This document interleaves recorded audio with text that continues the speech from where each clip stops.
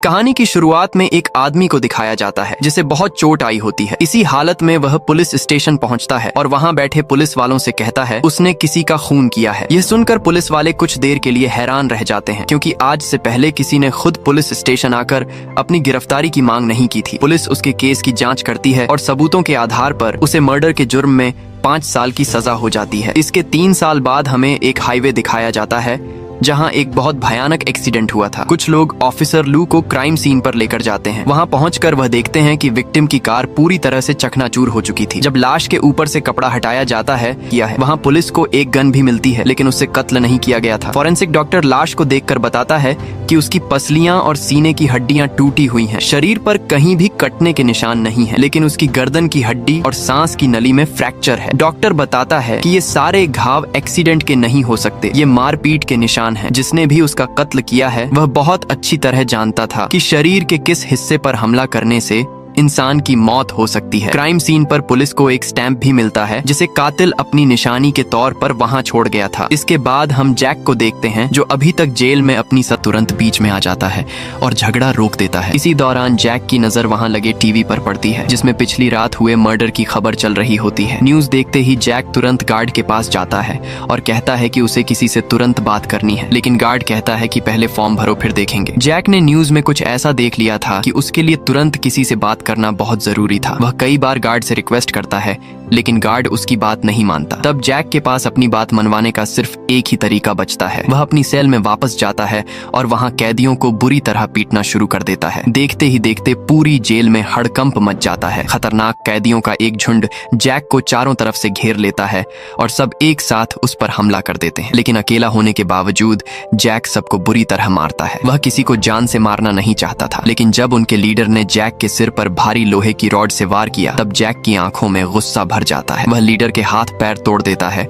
और उसका आखिरी वार उसकी जान भी ले सकता था, लेकिन जैक खुद को रोक लेता है क्योंकि उसने कसम खाई थी कि वह अब किसी की जान नहीं लेगा। थोड़ी ही देर में गार्ड्स आ जाते हैं और जैक को काबू में कर लेते हैं, लेकिन जैक लगातार यही मांग करता रहता है कि उसे ऑफिसर ल्यूक से मिलना है। जेल में इतना हंगामा करने के बाद आखिरकार ऑफिसर ल्यूक उससे मिलने के लिए तैयार हो जाती है। गार्ड्स ल्यूक को बताते हैं कि इस कैदी का नाम जैक है और पिछले 3 मारपीट करने लगा। उसका यह व्यवहार बहुत अजीब था। जब ल्यूक उससे मिलने जाती है तो जैक उससे कहता है, मैडम, मैंने जिन कैदियों को मारा है मैं उन्हें कुछ देना चाहता हूँ। अगली बार जब आप आएंगी तो मैं आपको उसके पैसे चुका दूंगा। वह चाहता था कि उन सबको एक एक सिगरेट का पैकेट मिले क्योंकि उसमें उनकी कोई गलती नहीं थी। ल्यूक कहती है, तुम्हें क्यों लगता है कि मैं फिर यहाँ आऊंगी? क्या तुम जानते हो कातिल कौन है? इस पर जैक कहता है, कल रात जिस आदमी का मर्डर हुआ मैं उससे कभी बॉक्सिंग रिंग में लड़ा था। वह एक अच्छा बॉक्सर था। मुझे नहीं पता कि कत्ल किसने किया, लेकिन मैं यह जानता हूँ कि कातिल क्या सोच रहा है और अभी तो यह बस शुरुआत है। वह फिर से किसी को मारेगा। जैक बताता है कि कातिल यह सब बेवजह नहीं कर रहा, इसके पीछे जरूर कोई मकसद है। अगर वह सिर्फ मारना चाहता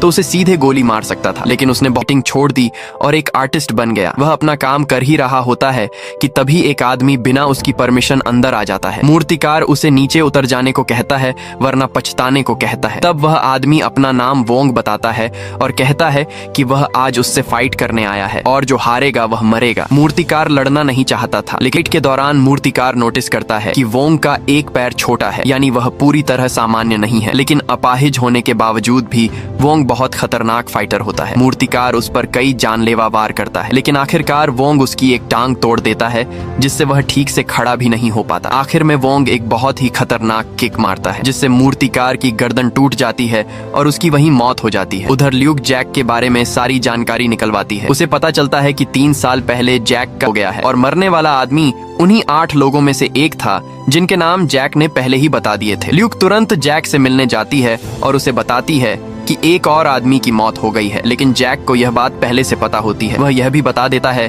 कि उसकी मौत एक खतरनाक किक की वजह से हुई है। ल्यूक हैरान होकर पूछती है कि तुम्हें यह सब कैसे पता? तब जैक बताता है कि जिस आदमी की मौत हुई है उसकी किक बहुत मशहूर थी और कातिल ने उसे किक मारकर ही मारा है। पहले जो आदमी मरा था वह एक बॉक्सर था, इसलिए उसे मुक्कों से मार मार कर मारा गया, यानी कातिल हर आदमी को उसकी ही कला से मार रहा है। जैक कहता है कि आगे की जानकारी वह तभी बताएगा जब उसे जेल से बाहर निकाला जाएगा। पुलिस के पास अभी तक कत्ल की कोई ठोस वजह नहीं थी और केस हाथ से निकल सकता था, इसीलिए ल्यूक सिफारिश सिफारिश करके जैक को टेम्परेरी तौर पर जेल से बाहर निकलवा देती है। उसे एक टेम्परेरी पास और एक मोबाइल फोन दिया जाता है जो उसे 24 घंटे चालू रखना था। जैक केस को देखकर कहता है कि मर्डर के तरीके से साफ पता चलता है कि कातिल मार्शल आर्ट्स बहुत अच्छी तरह जानता है। उसके शिकार सभी अलग अलग तरह के फाइटिंग एक्सपर्ट हैं, इसलिए हो सकता है कि अगला शिकार भी कोई बड़ा फाइटर ही हो। जैक ल्यूक से कहता है कि उन्हें मोंक सिटी चलना चाहिए क्योंकि उसे लगता है कि कातिल वहां जरूर जाएगा। उधर हम सीरियल किलर को देखते हैं जो दीवार पर अपने अगले शिकार का नाम लिखता है। इसके बाद वह एक और फाइटर के पास जाता है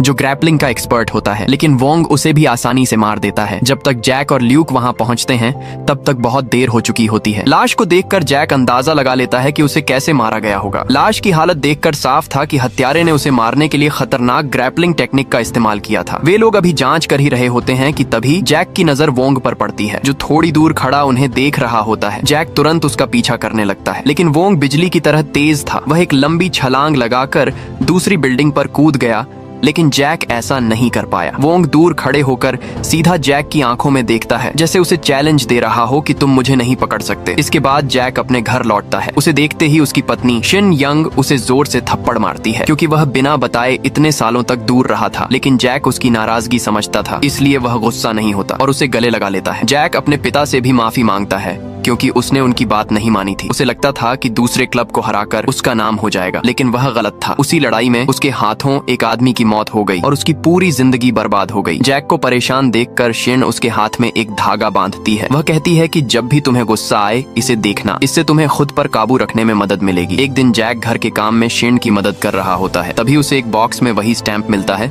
जो किलर हर मर्डर के बाद लाश के पास छोड़ जाता था। यह देखकर जैक चौंक जाता है। वह शिन से पूछता है कि यह तुम्हें कहाँ से मिला। शिन बताती है कि करीब 3 महीने पहले एक आदमी यहाँ आया था और उसने यह स्टैंप तुम्हें देने के लिए कहा था। यह सुनते ही जैक समझ जाता है कि खतरा अब उसके ऊपर भी मंडरा रहा है और किलर उसे भी मारना चाहता है। अगले दिन जैक और ल्यूक एक ऐसे आदमी के पास जाते हैं जिसे इस स्टैंप के बारे में जानकारी होती है। वह उन्हें बताता है कि कई 100 साल पहले यह स्टैंप उन फाइटर्स को दिया जाता था जो लड़ाई में हार जाते थे। वह केस के बारे में बात कर ही रहे थे कि तभी वहाँ बैठा एक बूढ़ा आदमी उनकी बातें सुन लेता है। वह कहता है कि वह उस आदमी को जानता है। करीब 6 साल पहले उसने मुझे भी लड़ाई की चुनौती दी थी और मुझे हराने के बाद उसने मुझे बिल्कुल ऐसा ही स्टैंप दिया था। उस बूढ़े आदमी से जैक को पता चलता है कि वह आदमी यहीं पास में रहता था। इसके बाद पुलिस उसके एड्रेस पर सर्च ऑपरेशन शुरू कर देती है। वहाँ की मकान मालकिन बताती है कि वोंग अपनी बीमार पत्नी के साथ यहीं रहता था, लेकिन कुछ महीने पहले वह एडवांस किराया देकर यहाँ से चला गया। जब जैक उसके कमरे में पड़ी चीजों को देखता है तो वह समझ जाता है कि वह यहाँ बहुत ही खतरनाक ट्रेनिंग करता था। मकान मालकिन बताती है कि वह हर रोज अपने चेहरे पर कोई सफेद चीज रगड़ता था जिससे कभी कभी उसके चेहरे से खून भी निकलने लगता था। जैक बताता है कि यह एक बहुत पुरानी ट्रेनिंग टेक्निक है जिसमें नमक का इस्तेमाल किया जाता है। चमड़ी को सख्त बनाने के लिए उस पर नमक रगड़ा जाता है ताकि शरीर ज्यादा मार सह सके। उन्हें दीवार पर कुछ नोट्स भी मिलते हैं जिनसे पता चलता है कि वह नंबर 1 फाइटर बनना चाहता था और इसी वजह से वह दुनिया के बेहतरीन कुंग फू और मार्शल आर्ट्स मास्टर्स को मार रहा था। अब उन्हें कातिल के बारे में सब कुछ पता चल चुका था, बस उसे ढूंढना बाकी था। जैक कहता है कि अब उसे वापस जेल जाना होगा क्योंकि उसे रिहा करने की यही शर्त थी। लेकिन काफी सोचने के बाद ल्यूक उसकी पत्नी को भी अपने साथ ले जाने का फैसला करती है क्योंकि यहाँ उसकी जान को खतरा हो सकता था। जैक कहता है कि कातिल का अगला शिकार एक ऐसा आदमी होगा जो हथियार चलाने में माहिर है। इससे पहले कि वोंग उसके पास पहुंचे, जैक और ल्यूक पहले ही उसके पास पहुंच जाते हैं। वह आदमी तलवार चलाने में माहिर था और अब एक रेस्टोरेंट चलाता था। जैक को पता चलता है कि कई साल पहले उस तलवार मास्टर का एक्सीडेंट हुआ था, जिसके बाद डॉक्टरों ने उसके हाथ में मेटल रॉड फिट कर दी थी। ये सुनते ही जैक समझ जाता है कि वह गलत आदमी के पास आए हैं क्योंकि वोंग कभी किसी कमजोर या अधूरे फाइटर से नहीं लड़ेगा। तभी जैक को याद आता है कि उस मास्टर का एक स्टूडेंट हांगकांग में एक मशहूर एक्शन स्टार है जिसे तलवारबाजी उसी ने सिखाई थी। इसके बाद हम हांगकांग में एक फिल्म सेट देखते हैं जहां एक एक्शन फिल्म की शूटिंग चल रही होती है। एक्शन स्टार लुई फैन अपना स्टंट करने वाला होता है कि तभी वोंग वहां आकर बीच में और कहता है कि यह कोई फिल्मी फाइट नहीं है, सब लोग यहाँ से चले जाओ। ये देखकर फिल्म का पूरा क्रू वहाँ से भाग जाता है। इसके बाद वोंग लुई फैन को फाइट के लिए चैलेंज करता है। लुई भी अपनी तलवार उठा लेता है और दोनों के बीच जबरदस्त तलवारबाजी शुरू हो जाती है। लुई तलवार चलाने में माहिर था, लेकिन वोंग की खतरनाक ट्रेनिंग और ताकत के सामने वह ज्यादा देर टिक नहीं पाता। वोंग उसकी पीठ में तलवार घुसा देता है, लेकिन इसके बावजूद भी लुई हार नहीं मानता। कुछ देर बाद दोनों के हाथ से तलवार छूट जाती है, जिसके बाद वोंग एक धारदार ब्लेड निकालता है और उस पर हमला कर देता है। वह लुई को कई बार चाकू मारता है और आखिर में उसके गले की नस काटकर उसे मार डालता है। यह खबर सुनकर जैक कहता है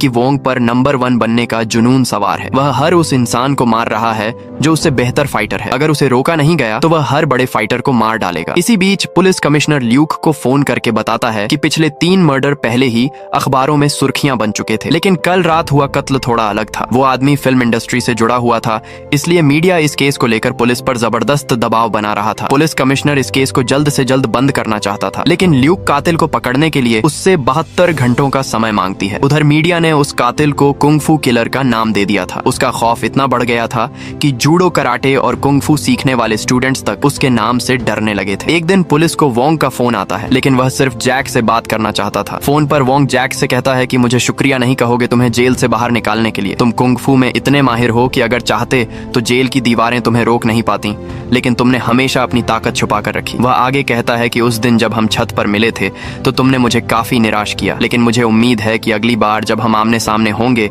तो तुम मुझे कड़ी टक्कर दोगे। अगर तुम चाहो तो मैं इसमें तुम्हारी मदद भी कर सकता हूँ। अगर मैं तुम्हारी बीवी को मार दूं तो तुम किसी को भी मार सकते हो। ये सुनते ही जैक का खून खौल उठता है, लेकिन वोंग उसे कहता है कि मुझे रोकने का बस एक ही तरीका है और वह है मेरी जान लेना। उनकी बातचीत के दौरान पुलिस उसकी लोकेशन ट्रेस कर लेती है, लेकिन जब तक पुलिस वहां पहुंचती है वोंग वहां से जा चुका होता है। इस बातचीत से ल्यूक समझ जाती है कि कातिल जैक को बहुत अच्छी तरह जानता है, इसलिए वह अपने लोगों से कहती है कि जैक के पिछले 3 सालों के कॉल रिकॉर्ड्स और उससे मिलने वाले लोगों की पूरी लिस्ट निकाली जाए। साथ ही वह वोंग को पकड़ने के लिए लुकआउट नोटिस भी जारी कर देती है ताकि वह देश छोड़कर भाग न सके। फॉरेंसिक रिपोर्ट से उन्हें पता चलता है कि जो नमक वोंग अपने चेहरे पर रगड़ता था वह एक छोटे से गांव से लाया गया था। पुलिस तुरंत उस गांव में पहुंचती है और काफी तलाश के बाद वे लोग आखिरकार वोंग के घर तक पहुंच जाते हैं। ल्यूक सबको साफ आदेश देती है कि उस पर अभी कोई गुनाह साबित नहीं हुआ है, उस पर सिर्फ शक है, इसलिए कोई भी उस पर गोली नहीं चलाएगा। इसके बाद पूरी पुलिस फोर्स उसके घर की तलाशी लेती है, लेकिन काफी ढूंढने के बाद भी उन्हें वहां वोंग नहीं मिलता। तभी ल्यूक की नजर उसकी पत्नी की अस्थियों के पास रखे ताजे फूलों पर पड़ती है। फूल बिल्कुल ताजे थे, इसलिए ल्यूक समझ जाती है कि वोंग यहीं आसपास है और बहुत ज्यादा संभावना है कि वह कल यहाँ जरूर आएगा, क्योंकि अगले दिन उसकी पत्नी का जन्मदिन था। ल्यूक सबको आदेश देती है कि घर की सभी चीजें बिल्कुल वैसी ही वापस रख दी जाएं जैसी पहले थीं। बिल्कुल भी ऐसा नहीं लगना चाहिए कि यहाँ पुलिस आई थी। इसके बाद वे लोग घर के आसपास कई जगहों पर सर्विलांस कैमरे लगा देते हैं ताकि जैसे ही वोंग वहां आए उसे तुरंत पकड़ लिया जाए। अगले दिन उनका अंदाजा सही साबित होता है। वोंग वापस अपने घर आता है। उसके चेहरे पर अजीब सी मायूसी होती है, जैसे उसने अपनी जिंदगी में बहुत बड़ी गलती कर दी हो। इसके बाद हमें फ्लैशबैक में उसकी बीमार पत्नी दिखाई जाती है, जिसकी तबीयत दिन ब दिन खराब होती जा रही थी। उसे कैंसर था और वोंग के पास इतने पैसे नहीं थे कि वह उसका इलाज करवा सके। वह अपनी पत्नी का दर्द और तकलीफ देख नहीं पा रहा था। एक दिन गुस्से और बेबसी में उसने अपनी पत्नी का गला दबाकर उसे मार दिया। उसकी पत्नी की मौत कैंसर से नहीं हुई थी, बल्कि वोंग ने खुद उसे मार दिया था। इस बात के लिए वोंग खुद को कभी माफ नहीं कर पाया। वह आगे बढ़ ही रहा होता है कि तभी उसकी नजर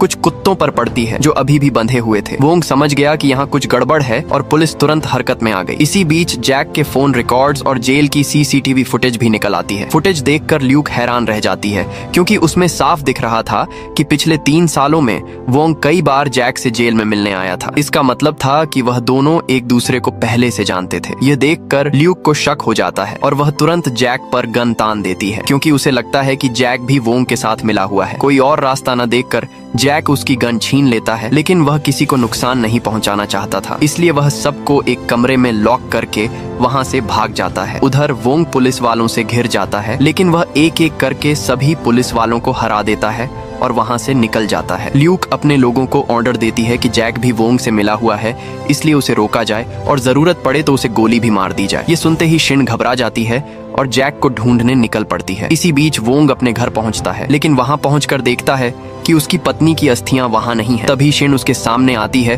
और अस्थियां दिखाकर कहती है कि जैक का पीछा छोड़ दो, वरना तुम्हें यह अस्थियां कभी नहीं मिलेंगी। ये सुनते ही वोंग गुस्से में उस पर हमला कर देता है। दोनों के बीच जबरदस्त तलवारबाजी होती है। शिन भी तलवार चलाने में माहिर थी, लेकिन वोंग उससे ज्यादा खतरनाक फाइटर था। वोंग कहता है कि तुम्हारा ये हुनर सिर्फ खेल के लिए है, असली मार्शल आर्ट्स मारने के लिए होता है। वह शिन को बुरी तरह घायल कर देता है और उसे मारने ही वाला होता है कि तभी वहाँ जैक पहुँच जाता है। जैक शिन की हालत देखकर समझ जाता है कि उसकी हालत बहुत ज्यादा क्रिटिकल है। जैक तुरंत एम्बुलेंस बुलाने को कहता है, लेकिन उसकी सुनने वाला वहाँ कोई नहीं था, क्योंकि वोंग पहले ही लगभग सभी पुलिस ऑफिसर्स को मार चुका था। तभी जैक की नजर वोंग पर पड़ती है, जो उसके सामने से गुजर रहा होता है। शिन उसे लड़ने से मना करती है, लेकिन जैक उसकी बात नहीं मानता। अस्थियों का कलश गिरकर टूट जाता है और अस्थियां जमीन पर बिखर जाती हैं। यह देखकर वोंग गुस्से से पागल हो जाता है। वह जैक पर पागलों की तरह हमला करने लगता है। लड़ते लड़ते दोनों पानी में गिर जाते हैं। पुलिस उन्हें ढूंढने की कोशिश करती है, लेकिन तभी वोंग एक पुलिस वाले को मारकर उसकी बोट छीन लेता है। ल्यूक उसकी बोट का पीछा करती है, लेकिन वोंग बोट चलाने वाले पुलिस वाले को भी मार देता है। कुछ दूर जाने के बाद पुलिस उसे घेर लेती है, लेकिन वोंग अपनी जान की परवाह किए बिना पूरी स्पीड से अपनी बोट पुलिस की बोट से भिड़ा देता है। जब तक पुलिस वाले पानी से बाहर निकलते हैं, वोंग वहां से भाग चुका होता है। थोड़ी देर बाद एम्बुलेंस आती है और शीन को हॉस्पिटल ले जाया जाता है, लेकिन अब जैक भी एक फरार मुजरिम बन चुका था। जैक ल्यूक से संपर्क करता है, से चला जाता है। कुछ देर बाद वहां पुलिस कमिश्नर आता है और ल्यूक को बताता है कि उसके सीनियर्स ने हम दोनों को इस केस से हटा दिया है। ल्यूक कहती है, सर ऐसे तो कातिल हमारे हाथ से निकल जाएगा, लेकिन ये ऊपर से आए ऑर्डर्स थे जिन्हें वह नजरअंदाज नहीं कर सकते थे। इसके बाद हम जैक को देखते हैं, जो अपने की पर बहुत पछता रहा था। वोंग जेल में उसे खत लिखकर सवाल पूछा करता था और अब जैक को यकीन ही नहीं हो रहा था कि उसने अनजाने में एक कातिल को ट्रेनिंग देकर उसकी मदद की। उसे लगने लगा था कि कहीं ना कहीं वोंग सही तो नहीं, क्योंकि मार्शल आर्ट्स का इस्तेमाल जान लेने के लिए भी किया जा सकता है। जैक सोचता है, अगर वह जेल से निकलते ही वोंग को मार देता तो आज शिन को यह सब नहीं झेलना पड़ता। वहीं दूसरी तरफ हम ल्यूक को देखते हैं, जो केस से हटाए जाने के बाद भी चुपचाप इस केस पर काम कर रही थी। तभी उसे एक सीक्रेट दरवाजे के पीछे कुछ लोगों के नाम लिखे हुए मिलते हैं। उन नामों में से ज्यादातर लोगों को वोंग पहले ही मार चुका था, लेकिन उनमें एक नाम अभी भी बाकी था। ल्यूक तुरंत उस आदमी के बारे में जानकारी निकालती है और उसे बचाने के लिए उसके पास जाने लगती है। वहीं दूसरी तरफ हम वोंग को देखते हैं, जो उससे पहले ही वहां पहुंच चुका था। उसका अगला शिकार कुंग फू छोड़कर अब एक साधारण ट्रक ड्राइवर की नौकरी कर रहा था। वोंग उसकी ट्रक का पीछा करता है और उसके सामने जाकर खड़ा हो जाता है, लेकिन उसके आगे जो होता है उसकी उसे बिल्कुल भी उम्मीद नहीं थी। ट्रक से जैक बाहर निकलता है। दरअसल जैक पहले ही उस आदमी को खतरे के बारे में बता चुका था और उसे बचाने के लिए वहीं इंतजार कर रहा था। वोंग जैक को देखकर कहता है कि मुझे देखकर तुम भागे नहीं, इसका मतलब तुम लड़ने के लिए तैयार हो। मैं तुम्हारा यही रूप देखना चाहता था। इसलिए वह उसे उतनी आसानी से नहीं मार पा रहा था जितनी आसानी से उसने बाकी फाइटर्स को मारा था। लड़ते लड़ते वोंग पूरी तरह थक जाता है और इसी मौके का फायदा उठाकर जैक उसे जोरदार लात मारता है। इसके बाद वह अपने दोनों हाथों से उसकी खोपड़ी पर जोर से वार करता है, जिससे वोंग एकदम सुन्न पड़ जाता है। लेकिन जैक यहीं नहीं रुकता और वह वोंग को पागलों की तरह लगातार मारता रहता है और आखिर में एक खतरनाक वार करके उसे जमीन पर गिरा देता है। जैक उसे मारने ही वाला होता है कि तभी वोंग रहम की भीख मांगते हुए हार मान लेता है। वह कहता है कि जरा अपने आप को देखो, मैं इसी जैक को देखना चाहता था, आओ मुझे मार डालो। जैक अपने हाथ में बंधे उस धागे की तरफ देखता है जो शिन ने उसे खुद पर काबू रखने के लिए बांधा था, लेकिन जब वह उस धागे पर लगा खून देखता है तो उसे खुद से ही नफरत होने लगती है। आखिर में जैक उसे मारने से है कि मेरे अब तक के सभी अपोनेंट्स में तुम सबसे ताकतवर हो, लेकिन तुम शायद भूल गए कि मार्शल आर्ट्स सिर्फ जीतने के लिए नहीं, जान लेने के लिए होते हैं। उसे मारने से पहले वोंग उसे वही स्टैंप देता है जो वह अपने बाकी हार चुके अपोनेंट्स को देता था। जैक समझ चुका था कि अब उसका अंत तय है, लेकिन जब जैक थोड़ी देर बाद अपनी आंख खोलता है तो वह देखता है कि वोंग उसके बगल में मरा पड़ा है। दरअसल जब वोंग उसे मारने ही वाला था तभी वहां ल्यूक पहुंच गई थी। उसने वोंग को सरेंडर करने को कहा, लेकिन जब वह नहीं माना और उस पर हमला करने की कोशिश की तो ल्यूक को मजबूरन उसे गोली मारनी पड़ी। इसके 3 महीने बाद हम जैक को देखते हैं, जो अब पूरी तरह ठीक हो चुका था। उसने जो किया था वह जानकर अब जेल के कैदी भी उसकी इज्जत करने लगे थे। कुछ समय बाद ल्यूक उससे मिलने आती है और उसे बताती है कि हमने तुम्हारे केस की फिर से जांच कराने के लिए अदालत में अर्जी डाल दी है, बहुत जल्द तुम्हें रिहा कर दिया जाएगा। ल्यूक यह भी कहती है कि वह चाहती है जेल से बाहर आने के बाद जैक पुलिस वालों को मार्शल आर्ट्स की ट्रेनिंग दे ताकि वे और मजबूत बन सकें। कुछ समय बाद जैक को बाइज्जत रिहा कर दिया जाता है। जेल से बाहर आने के बाद वह एक स्कूल खोलता है जिसमें वह बच्चों को मार्शल आर्ट्स सिखाने लगता है। अब उसका मकसद नंबर 1 बनना नहीं था, बल्कि वह हर कमजोर इंसान को मजबूत बनते देखना चाहता था। और इसी के साथ ये मूवी यहीं पर खत्म हो जाती।